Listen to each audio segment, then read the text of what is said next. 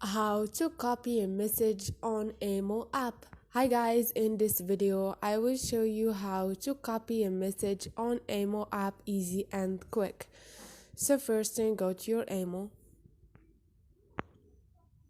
Now once you are here on this page, you're gonna find your conversations. Choose a group, for example this one, and all you need to do is choose one message, for example this, and you have reply, share, copy, and you have a lot of options. All you need to do to get these options, keep clicking on the message you want to share or you want to copy. Click on copy, and this is it.